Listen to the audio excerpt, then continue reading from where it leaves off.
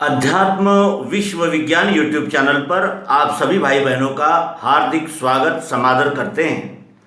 गीता पर आने वाले आक्षेपों में एक महत्वपूर्ण आक्षेप है कि गीता कहती है कि तू कर्म का अधिकारी है और फल का नहीं है। कर्मण्येवाधिकारस्ते मा फलेषु कदाचन, ये श्रीमद् भगवद गीता का उद्घोष है और उस उद्घोष पर अनेक प्रकार के आक्षेप आते हैं। कहा जाता है कि जब हमने कर्म किया तो हमें तो कर्म का फल मिलना ही चाहिए और हम तो उस फल के अधिकारी हो गए हैं, तो अभी हमको चाहिए।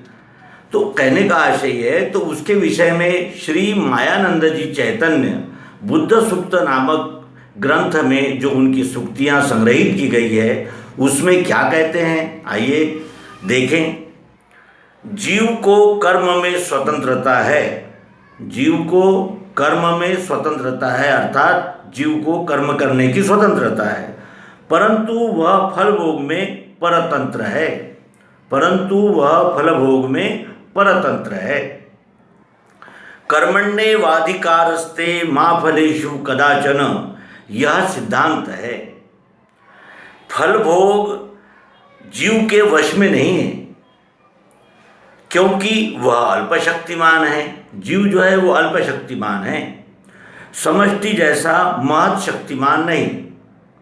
इसलिए वह त्रुटि करता है एवं उसे उसका फल भोग भी मिलता है।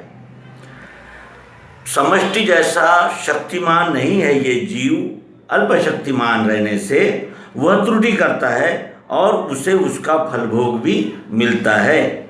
अर्थात उद्धरेत्मनात्मानम, यह जीव की कर्म स्वतंत्रता की दृष्टि से कहा है कि कर्म की स्वतंत्रता रहने से तुम स्वयं का उद्धार कर सकते हो, उसमें भी आप सक्षम हो। ये जीव को कर्म स्वतंत्रता मिल गई है। उद्धरेतात्मानम, यह जीव की कर्म स्वतंत्रता की दृष्टि से कहा है, अर्थात कर्म में कर्म करने में जीव स्वतंत्र है, उनमें परस्पर विरोध नहीं।